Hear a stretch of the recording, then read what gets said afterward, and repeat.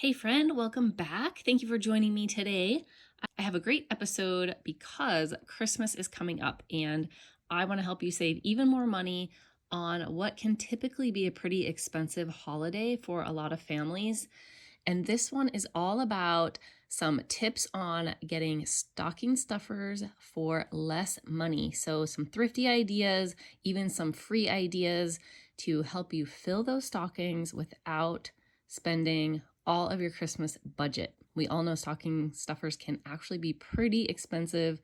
So, I hope you enjoy these tips today and they help you save. Let's get into these tips for helping you save money on stocking stuffers this year and every year going forward. These are in no particular order, but you may want to take some notes. So let's get right on into it. One is really to be looking for inexpensive and clearance items all year long. Now, of course, this isn't going to help you go back in time from last Christmas and start looking all year, but you can start right now. And going forward, you can build that habit to always be looking out for those ideas. All kinds of things they clearance out that will take up some space in there, but you can get for pretty inexpensive. And the next tip is to buy items that take up a good amount of space. So avoid tiny but expensive items. Some great examples of items that really end up costing a lot of money but don't take up any space at all are gift cards, lottery tickets, and cash. So all of those are really flat. They don't take up any space in there and they end up costing a lot of money. So if you really want to, that's fine. But as a way to save money, these are items that our family has opted to do away from. If we wanted to get a gift card for somebody, we end up wrapping it as a gift. The next tip is to buy larger packs of items and then divvy them up between each person's stocking. So this works great on like snack items that are snack packs, like boxes of hot chocolate. You can divvy up the packets between stockings. Same with boxes of microwave popcorn packs. You can divvy those up. If you get the bags that have like 3 to 6 or so packs of gum in them, it's a lot cheaper per pack doing it that way. And then you can get something for each person's stocking at the same time. The next idea is to grab free items off of your local buy nothing groups or at garage sales. If you go in the summertime, a lot of times people have like boxes out front that are free items. You can look through and see if anybody's giving away things that would be great for anybody that you fill a stocking for. And a lot of times leading up to Christmas, getting pretty close in your local buy nothing group, people will be giving away gift type items because they like to help out other families. And so you can often get items, or if you have items left over from last year that just nobody wanted or used up, you can trade, you can give them away to other people and receive something back from a different family. And you can be watching out for these items all year long too, so you can be collecting anything that you can get for free or anything that you end up finding on a sale. Always have a certain place, like in a closet or somewhere, that you store them so that all year long you can be collecting them and you always know where to find them when you need them. Another place that's great for great deals can be thrift stores. Thrift stores get tons of brand new sealed items donated to them all the time. And they usually have pretty good prices, especially if they're like your local mom and pop or charity type thrift stores. Goodwills can be pretty expensive. You may still find a deal, so it doesn't mean that Goodwills are not a great deal on some items. But try to get the thrift stores that are for a charity or mom and pop type shop, and you may get some even better deals.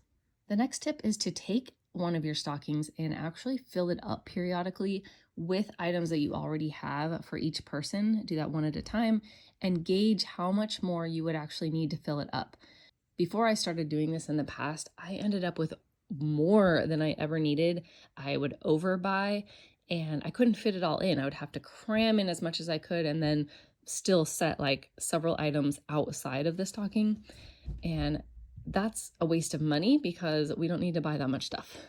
So now I fill up the stockings whenever I feel like I might have plenty, and just to see, who do I need to get more stuff for and who am I done with? The next tip is to use stuff that you have around the house already. And that might seem like, why would I do that if this is supposed to be a gift for somebody?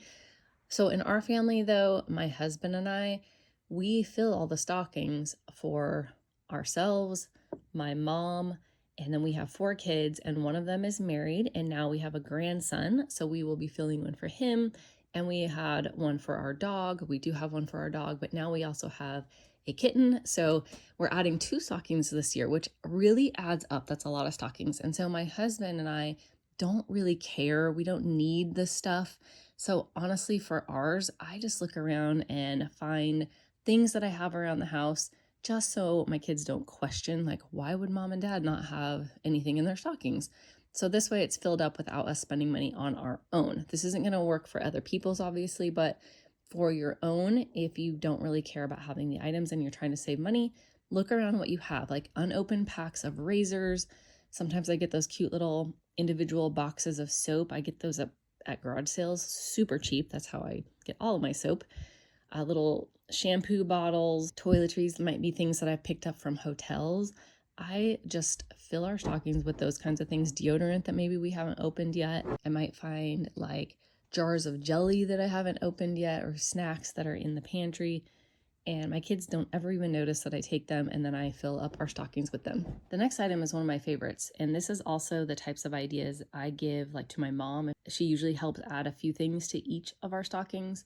And that is buying items that your loved ones would have to buy all year anyway. So anything that you would already be buying for your kids throughout the year, or whoever you are filling up, if you buy stuff for them, it works really well on like practical type stuff and also food. So the practical type stuff that I like to ask for and to give to my kids, even if they don't love it, it helps save money later. So things like toothpaste, dental floss, makeup, deodorant, razors, shaving cream, soap, chapstick, face wash, etc. Any of that, if you use like face wipes, makeup brush cleaners, ponytail holders, or hair accessories, all that stuff that you have to replace throughout the year anyway, that will help you save money later. So you're just kind of pre-spending your money, and then it will just take that much longer before you have to buy more of those items. The next tip is to buy snack foods that you don't normally buy for them, or even ones that you do normally buy, but maybe you don't buy them as often. Something that your kids love, especially if you don't buy certain things that maybe only one of your kids likes and you like to buy the things that everybody likes. This is a great time to get some of those items that are individual for each kid. And it also allows you to watch for sales and coupons on those things, on those food items, as grocery store coupons come out each week. And they also take up space. So my kids love getting snack foods. Things like Nutella jars, jelly jars, those dollar boxes of candy at the store, like the movie theater type boxes of Milk Duds and M&Ms and things like that. Individual sized packs of snack, like your individual goldfish packs, individual cookies. So you're buying the bigger pack of these, but you're divvying them up, like little bags of chips. You can buy them when they are on sale, or if you have a coupon, find a great deal and then just separate out. Each stocking gets a bag or a box of candy or whatever the item is. The next tip is to avoid buying marked up items like Christmas specific candies. So that aisle in the Christmas area that is all Christmas type candies. So it's Christmas colors.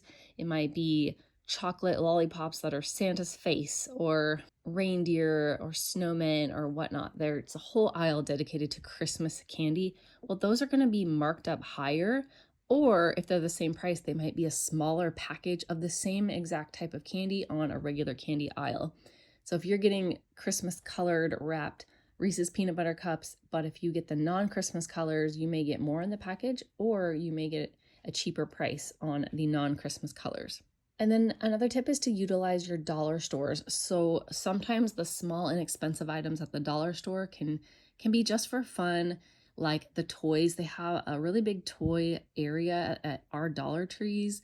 Little stuffed animals. If you have smaller kids don't really care about like the brand of a stuffed animal.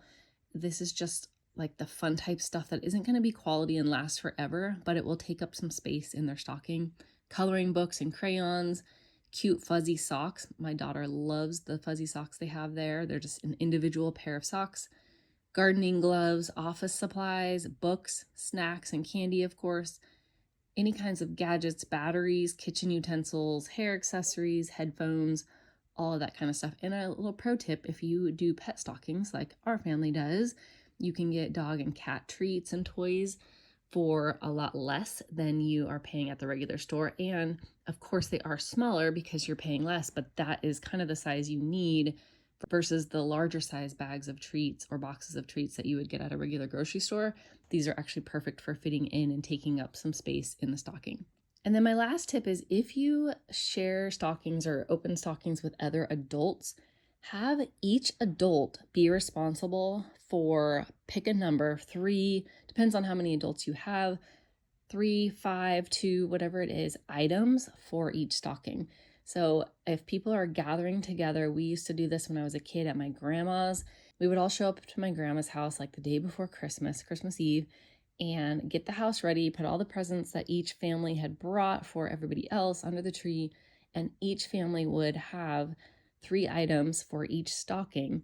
And so they would have the different bags labeled so that they knew what went into which stocking, and they would go and fill them up. And so by the time every family had put in their items for each stocking, the stockings were full, and at least you're only responsible for a few items in the stockings.